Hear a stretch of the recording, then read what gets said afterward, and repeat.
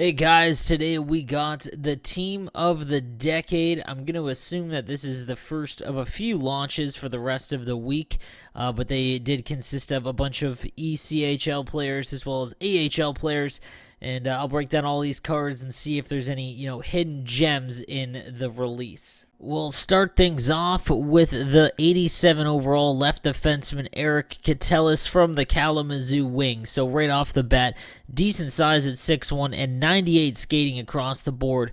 Combine that with a 92 shot power, only 81 accuracy, but from an 87 overall, that's not terrible. Stick checking at an 87 and body checking and strength at 87 to 90. This isn't a terrible card at all for someone that's looking to upgrade from a starter pack or base card team. Maybe you're using, an 85 Carlson, things like that. This would be a good upgrade as he is pretty big, has decent hitting, speed is fantastic, and then his shot power is pretty good, as well as 3 different synergies at TK, BL, and WK, so not bad at all. Next, we've got from the Toledo Walleye, Pat Nagel in net, 87 overall goaltender, 6'2", 1 to SP, 1 to TK, 1 to 1T, which isn't bad at all. 62 aggression. Now, I know low aggression goaltenders are definitely the best when you compare them to their high aggressive counterparts. Just the way they play in the meta of this game, they seem to do better now, but this is extremely low, so we'll have to see if anyone tries him out. I might pick him up and give him a go, but this could be a really cheap goaltender that you could use as a starter, again, as you're working towards the higher upper echelon ones. Next, we've got another left defenseman from the Allen Americans, 87 overall, Matt Register, 6'2", so decent size, 99 speed, acceleration, and agility with 98 endurance and 93 balance, so that is definitely up to par. His shot power is a 94, which is fantastic, but the accuracy is 79, which might be too low. You're not going to go anywhere close to the net with that. But again, the power is what you want when it comes to defensemen. Passing's only an 80, and then body checking and strength's only an 85. He's not going to be bad. I'd rather have Katelis, but stick checking at 85, shot blocking 85, and low 80 offensive awareness isn't bad either. This, again, is a very, very cheap option for players that are looking to upgrade from their base cards. From Fort Wayne, Indiana Comets, we've got Sean Sidlowski, 6 foot, right-handed, 99 skating pretty much across the board, 93 shot power, 81 accuracy.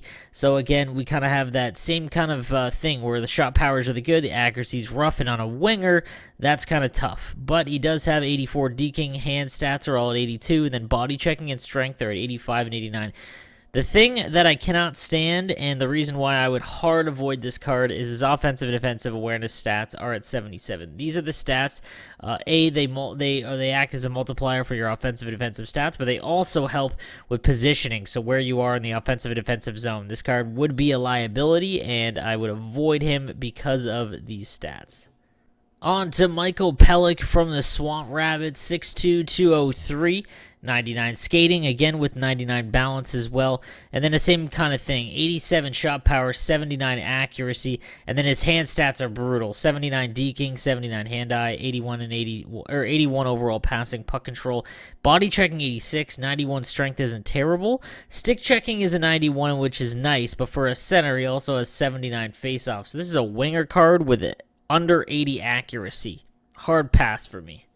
And lastly, from the ECHL, we have 6'2", 207, Casey Piero Zabatel from the Adirondack Thunder, 99 skating, and then shot power at 92, 81 accuracy. As a winger, it's only a little bit better than being in the 70s, but 81 accuracy is at least in the 80s. And then hand-eye deking, passing at 82, puck control 82, body checking 79, and then again, guys, the awareness stats 78 overall for both. Hard pass for me on Casey Piero Zabatel.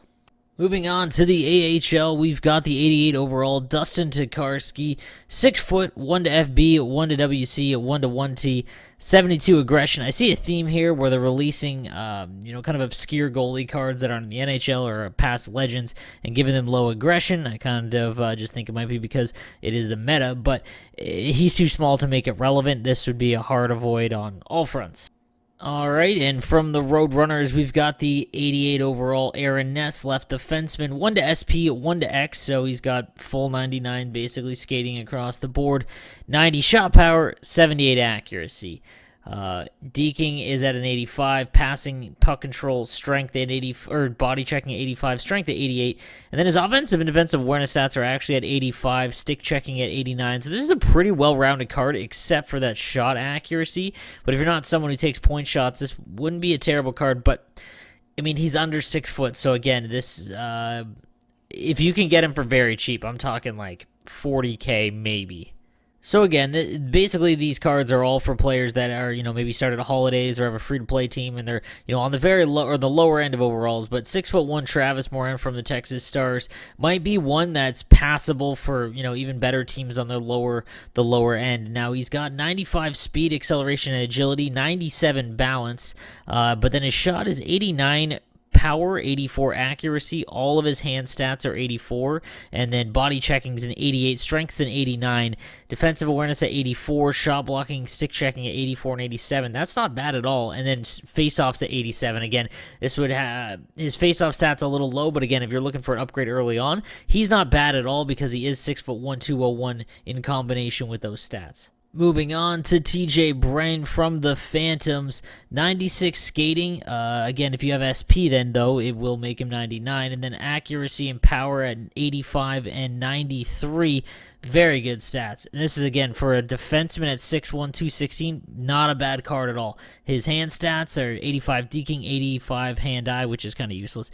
Passing at 88, puck control at 88, body checking 85, 90 strength, and then he's got 85 offensive awareness. His defensive awareness at 80 is a little rough. Stick checking 85, though. This isn't a bad left defenseman card at all. All right, so then we've got Chris Terry, 5'10", so a little bit smaller. Has the X synergy, which bumps up his speed to a 99, a 96 acceleration, agility, 95 balance, 85 accuracy, 89 shot power, and then 86 deking hand-eye, passing at 85, puck control 86, body checking 84, so he's obviously not a heavy hitter.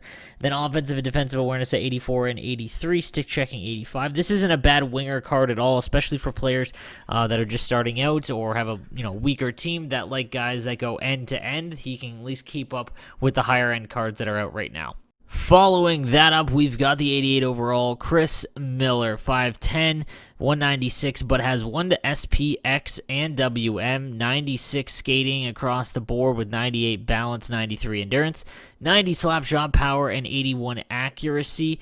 His faceoffs are a 90, so this isn't a bad card at all if you're looking for a centerman. Body checking at 89, strength at 89, so definitely someone that can lay the body. But again, a little bit smaller, but again, these are the cards that you want to look for when you're looking to upgrade from the base cards when you first start out, because these cards shouldn't be any more than like 50, 60K. We'll have to wait for the market to dictate that depending on how many get pulled, but there's no reason they should be anywhere that high because, again, their offensive and defensive awarenesses are low, their hand stats are kind of low, and then their accuracy is kind of in the tank too. So not a bad card at all, though, if you are looking for an upgrade at center. So, guys, that is going to do it for me today. That is the first batch of Team of the Decade. Like I said, I have a feeling we're going to get a lot more, but an interesting list so far. And, again, these ones are more leaning towards the free-to-play and holiday players, but there are some gems among the bunch. Let me know what you think in the comments section down below. Have a good one, guys.